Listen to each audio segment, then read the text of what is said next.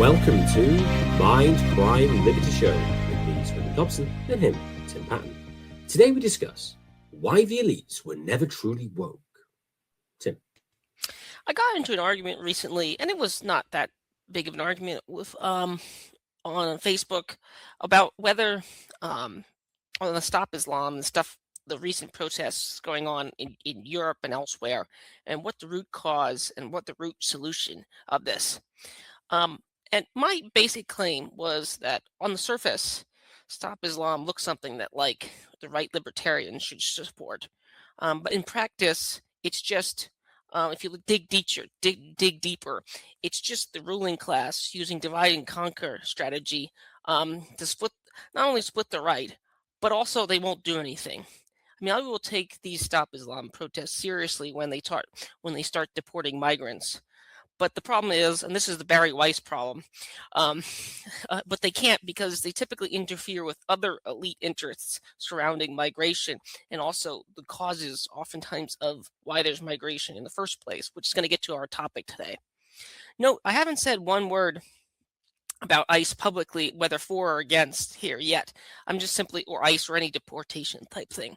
But my point here is that elites, by definition, were never woke, and for the most part, can't be woke. And I think this is a good point to make because I think if you're interested in opposing pointless wars or opposing migration, which I think are two interlinked issues, I think it's a mistake to view someone like Hillary Clinton, Bill Gates, Barack Obama, Mark Carney, Keir Starmer, or whatever his name is, Boris Johnson, even if you want, any of these characters, Angela Merkel, as well as their quote unquote donors, the billionaires and trillionaires behind them, as quote unquote woke, I think is bad strategy, and I think that's the main reason I'm doing this episode here. I'm not here defending it per se, but I'm just here stating it. Now, I think it's possible to be woke if you're an elementary school teacher or a music teacher, or you own a cafe, or you own a small business that sells dresses or fixes furniture or something like that, a hobby shop and so forth. But I don't think you can actually lead an organization like Microsoft, or lead an organization like Meta, or lead a thing like Amazon Web Service and be genuinely woke as the woke people would describe it as. And I think if you're interested in opposing immigration, or you're interested in opposing pointless wars, or you're interested in keeping America for the Americans or Britain for the Britons, I think treating your elites like they're woke is just the wrong strategy. To get to these power levels, I think you have to be, to use the term, the Ike term, a bit of a lizard person. So to the extent that voting or public opinion matters, by the way, voters typically reject mass migration and are supportive of reasonable enforcement policies. Again, now if you get into the weeds, of course, you'll point out that sometimes people get cold feet. They don't really support how it looks in practice and so forth. But the idea, if you look at the polling data, and this was Trump's genius, was that, and it's not that Pat Buchanan had the same point, as pointed out, Bernie Sanders used to oppose immigration too. There's no one there's broad support for some form of it through and through. Same way with the wars. Yes, there was a huge support right after 2001 for the wars, but basically all these wars since the 1980s, 1990s have been unpopular. I'm not talking about the Cold War, the preferred point before them. It's useless to talk about wokery before them. But my broad point here is that you cannot maintain power and be woke in the way you describe it, because the ability, and this gets into our discussion on elites that we had with Keith Preston, the ability to actually wield power and have power is dependent on not actually doing things that the genuinely woke would like. So you can't by definition lead a police force and be woke. You can't be the head of Amazon Web Services, which basically makes huge amounts of money on selling, AI and data services and all that stuff, and it gets huge contracts to the Pentagon. Same with Elon Musk. They have Starlink and all this stuff. Same thing. The green revolution, again, if you want to have a farm-to-table restaurant in Vermont, go ahead. But if you think but there's a big difference between that and big agriculture or big solar, because you're going to need the mines, you need to go mine batteries, you need all these other stuff, all this sort of icky, the mineral rights, the great game for minerals that goes on in places like Brazil, Africa, China, Australia, and so forth. So if you want to be involved in the big energy, even the big quote unquote clean energy, you can't actually do it. So again, I just think it's a bad strategy. And this sort of came to a head recently where you have people like Mark Levin and Ben Shapiro calling Tucker Carlson woke because he doesn't support bombing Iran. And I think this is just absurd. This sort of blew up maybe 3 months ago too. You get the trigonometry types, the Babylon B types were using this. And it's like, this is where I finally realized this term never made sense. I just think it's a mistake to view, to view Hillary Clinton, Kamala Harris, Keir Starmer, any of these people as woke. I've repeated that point there, Swithin. What do you make of my broad argument? Do you think it's possible to actually have serious economic or serious political power or social power for that matter? I'm talking about the entertainers of the world, the big producers. Because again, it's a competitive market and it's a very cutthroat market. And to get funding in a copyright world, again, this is not the world of bottom up renegade producers. People will point out that Tom Cruise there's all sorts of is Tom Cruise or there's another popular actor that I think showed up in the Epstein files that might be like a cannibal or something. I forget. And they have poll do you think I think it's Tom Hanks. I deny that. Okay. By the way, in case Tom Hanks wants to sue me, you're wonderful, Tom. Both Toms, but not that I matter, but you get my point here that even in the entertainment industry, this is a very dirty industry in the higher levels. Maybe your local theater could be woke, but in the higher levels, are any of these people? I'm very suspicious. Swithin, do you think it's a useful term? Do you think my broad argument is quote unquote right, or do you have any pushback? Thanks for doing this episode, Swithin. I think your argument is effectively broadly correct. I mean, the problem with well, in a way, the problem with the term woke is that it was attempting to define a somewhat inconsistent belief system to begin with. So, I mean, if we attempt to define it as some form of minoritarianism, which seems to be sort of like the main key thrust of it. It's sort of like, well, whoever is the minority is oppressed. Well, not all of them, but minorities who are sort of have low socioeconomic status of some description would be considered ones needing defending. So that's your sexual minorities, your racial minorities, etc. Although this is entirely consistent because they probably wouldn't go and defend the Amish because they don't really have a huge amount of power. They are a minority, but they're not really woke. So it's defending minority plus some sort of like cultural family dynamic type stuff. And then also because it's the minorities and the oppressed, and it typically goes with some form of third worldism, whereby it's like implicitly sort of pro-brown, as it were, that the Western white imperialists are still doing sort of neo-colonialism, etc. Although it does get complicated because a lot of the woke type ones don't really care that much about economics. So it's kind of like a strange position. It's not sort of like a consistent sort of oppressed matrix, which in principle it could be. I mean, you could link the social stuff with an economic one and to go to like a proper sort of left cultural, left economic position, which you could argue someone like Gramsci held. But it doesn't seem to be in a particularly common practice, because the genuine economic leftists are generally relatively socially conservative. And the ones who are sort of more, quote unquote, neoliberal in politics are more woke, quote unquote. At least some of them are. So if you just keep purely on the cultural aspect and don't go in the economic one, in a way, maybe they are kind of woke. But as you point out, it would seem to be that the main driving force is to remain within the ruling class. And so then particular ideological positions are sort of become more or less important depending on whether it's advantageous to hold them at the time. So Facebook's moderating position seems to have decided to be somewhat less aggressive than it was, say, especially during 2020. Now, of course, you could argue that's because of the Biden administration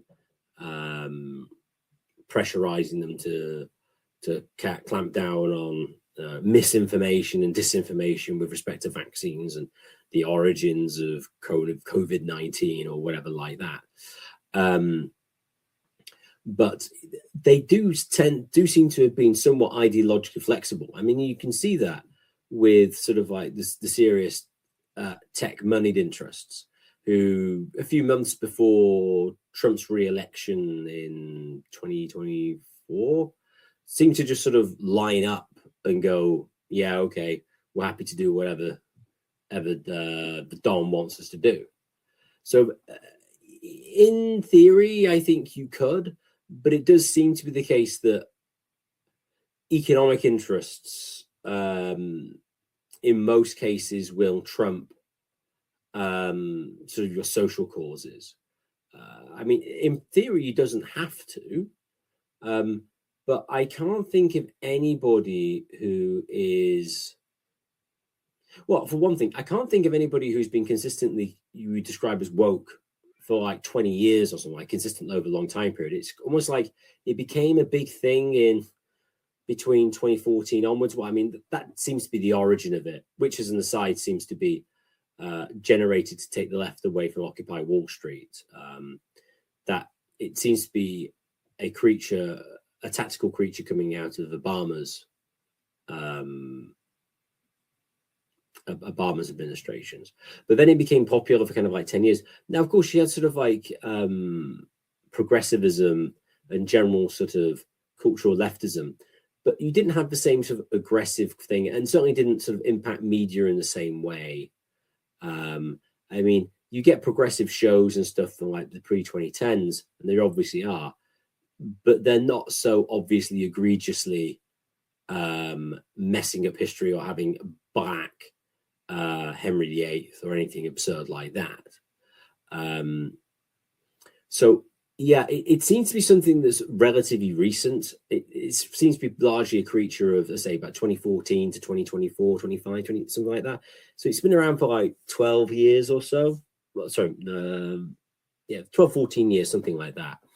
But yeah, as I say, in practice, it does seem to be it's the moneyed interests that matter. And Mark Levin saying that Tucker Carlson is woke for not wanting to bomb Iran is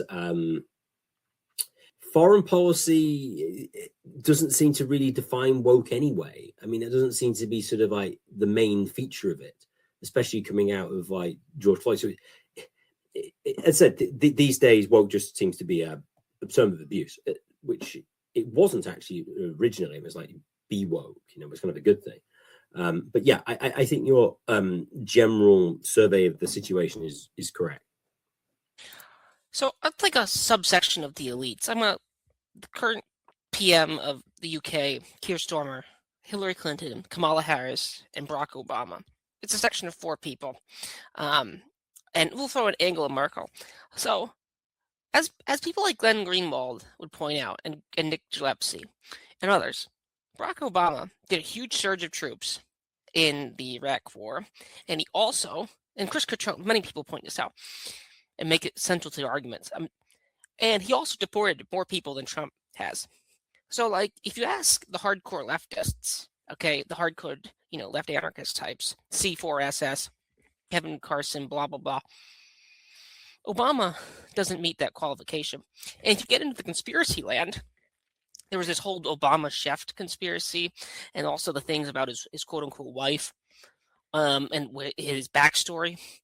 MK Ultra. It gets pretty deep end. So you could really either construct that he's a construct of some type, or he is like some sort of like opportunist of some variety.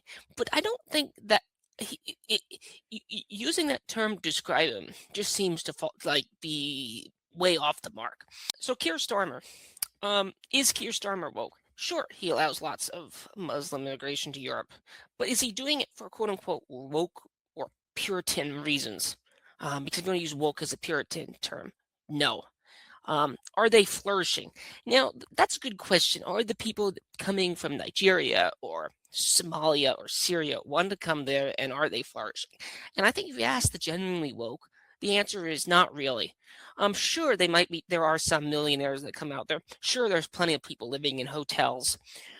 Sure, they're good agitators and drive Uber Eats. Sure, they're the whole gangs and stuff like that. But are they flourishing? I don't think so. I mean, I think the United States, and again, this gets into like different views of the United States. Aaron McIntyre, not Alasdair, but Aaron McIntyre would oppose me, and same with Pat Buchanan. But there is an argument to be made that various ways of immigration, we have quote unquote assimilated them into the United States. But Europe doesn't seem to do that as well. And you get ethnic enclaves of like the worst type. So and also, is Keir Starmer actively opposing the causes of migration? No. But many of the causes are economic, which I pointed out, various banking policies, various sanctions, and of course, like various wars, including the current one. There's B-52s parked in Air Force bases in Britain. He could kick them out. He's not. So again, he's creating more refugees. So again, there's two. Angela Merkel. Now, Angela Merkel might actually be the closest person to the target, but even her, she did allow lots of them in. But again, this is that if you ask the reptile people, they want to bring these people in to undermine the current existing population. Is that really a woke thing to do? No, and that gets into back into the quote unquote old school leftists and old school Bernie Sanders. So those are three of them. I've been rambling a little bit. So with them, do you follow along with my analysis of Barack Obama and Keir Starmer? And for that matter, Angela Merkel. Well, I'll just stick to Obama and Starmer. I just think when people, again, if you want to say your local school teacher is that, or your local barista is that, sure, I think that's true.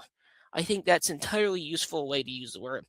But could those people actually have the sort of will in the Nietzschean sense, or the talent in the there's a book by James Burnham on the Machiavellians, and he talks about the iron law of oligarchy. Could just someone who's interested in calling you all the correct pronouns and so forth really climb the ladder of Amazon Web Services? And I'm not just talking about the managerial part. I'm talking about getting into the actual ruling class. I'm very skeptical of that, which is one of the reasons why I've kind of abandoned using this term. And I just think the people who want outcomes that might be quote unquote unwoke should also abandon that term. That's one of my that's the motive behind why I'm talking about this. Those people, your cousin who's a vegan is not really if anything, those people are and Alex Jones will talk about this, funnily enough. And I know Alex Jones has been all over the place. If anything, he'll point out that these are some of the least violent people, the people who generally take the veganism seriously. By definition, they are low testosterone, they're low energy. Now maybe they're healthy and you could get into these long disputes over it. But the people who take this stuff seriously, and people like Malpin would talk about this and others would talk about this, they aren't, you couldn't call them hardcore communists, although maybe, but the people who take this seriously, I just don't think are of the ruling class. Bill Gates shows up in the Epstein files too. I mean, again, Bill Gates was an environmentalist. I'm not a fan of, this stuff. but he has all sorts of ties with that. I don't think hanging out with Jeffrey Epstein is particularly good for women. So what's with him? I've been rambling. Let's stick to those two figures, Stormer and Barack Obama. Do you think it's useful to call them woke? Go for it. No. I mean, they're just salesmen for the current economic and political dispensations, and they were chosen because they were an acceptable face for various groups in the public. I mean, both of them seem to be. Well, I get the impression both of them aren't hugely ideal. I mean, Obama probably gives off the impression that he's more ideological, but they just seem to be middle. They just seem to be like upper middle management, and they just put the face on the appropriate face for the corporation to get what the owners want to get done. I mean, it's interesting. I mean, this would be an interesting exercise that I do not have enough knowledge to do.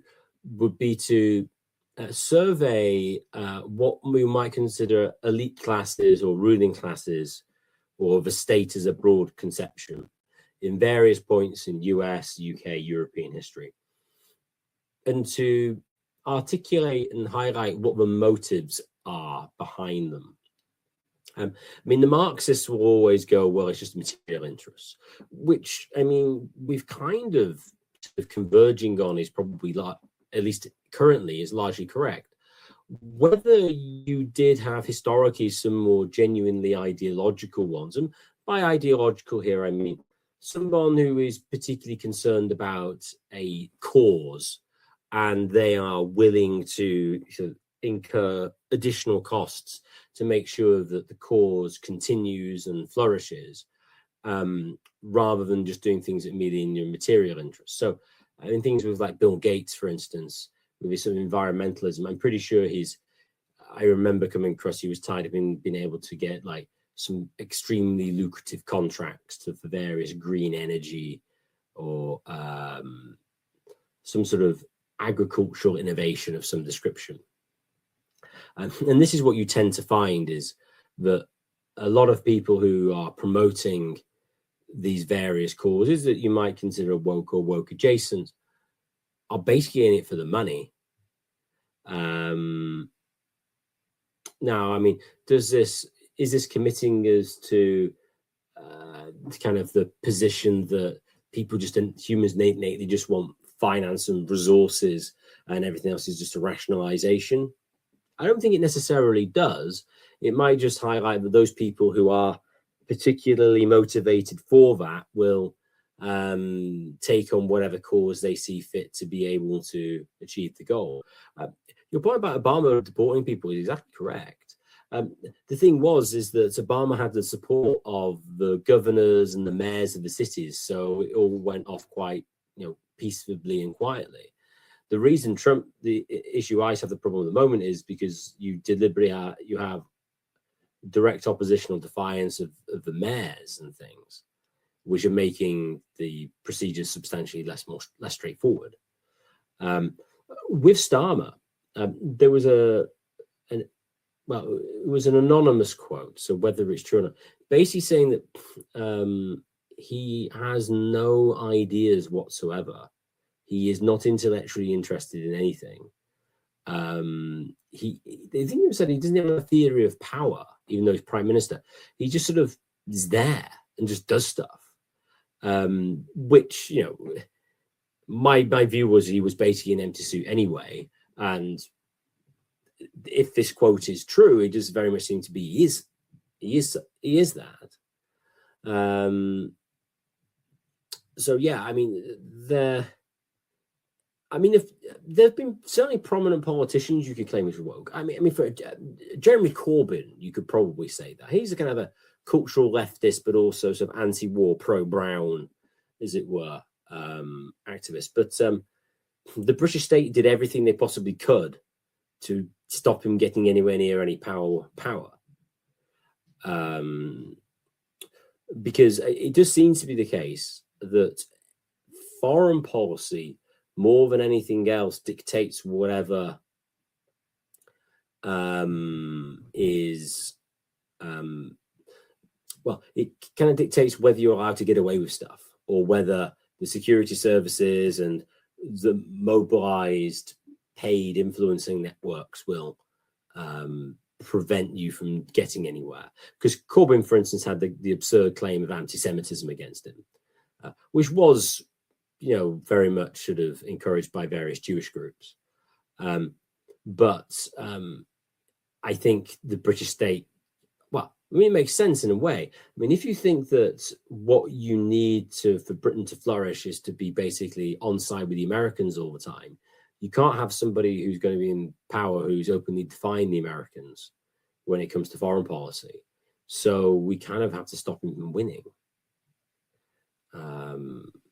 Similar thing to that, I came across a podcast quoting Norman Tebbit, former member of Thatcher's cabinet in the 80s, saying that there was basically rumors that the MI5 or MI6 had infiltrated UKIP because they were considered basically a security threat. And he recognized names and rang them. It was like, oh, he knew people who were in it. It was like, oh yeah, we know that guy. Yeah, he's definitely one of them and stuff. And so, for whatever reason, going off piece on war isn't allowed. It's just not allowed. Isn't allowed at all. Starmer and Obama are not woke. They may well have abetted and promoted woke thought, as it were, but they themselves do very much seem to be Machiavellian operators instead. Recently, I rewatched, part of my inspiration for this episode is I recently rewatched the Alan Dershowitz, Glenn Greenwald debate from like 3 years ago. It's funny because they were talking about should we bomb a regime change. I forget the exact title, Iran. And of course, perfectly on type because Glenn Greenwald was there and Alan Dershowitz was there. And I'm not joking. The bombing Iran for the gays and was brought up. And Greenwald quickly responded by saying, what about Saudi Arabia? Now, you could call this whataboutism, but if you're going to take that policy consistently, you have to include Saudi Arabia and UAE and the other satraps that we have there too. So that would just mean we have to either invade the whole region or we have to get out of the whole region, which would be my position, and it's the Tucker Carlson position. So that's a non-starter. That has nothing to do with the actual justification for the war. It has nothing to do with women. It has nothing to do with gays. It has nothing to do with, nothing. These are just canards. These are, bizarre. So my point here is if you want to oppose immigration to the United States or Europe, do so, but don't do it on the grounds don't say, first of all, the elites are doing it because they have suicidal empathy or something like that, because I don't think that's the elites' problem. I don't think the elites don't have enough empathy in the sense for their own people. If anything, they need more empathy. So if wokeness is just a word for saying you could say I care about everyone. Well, it's very clear that none of these people care about everyone because they don't care about the Iranian schoolgirls that were bombed. They don't care about the people who died from COVID in nursing homes. They don't care about that organic farming, the deaths from organic farming in Sri Lanka. They don't, blah, blah, blah, and go on. And the actual left, if you ever want to say there's such a thing, would quickly bring this up in the debate. So tactically, if the point is to have arguments in the Habermas sense with earnest, honest actors, and I don't think Alan Dershowitz is one of them, then it's kind of useless to use. To me, it's a useless term to use in debates. Now, you could say debates are just spectacle and you want to score points online. Sure, if you want to do that, go ahead, use the term.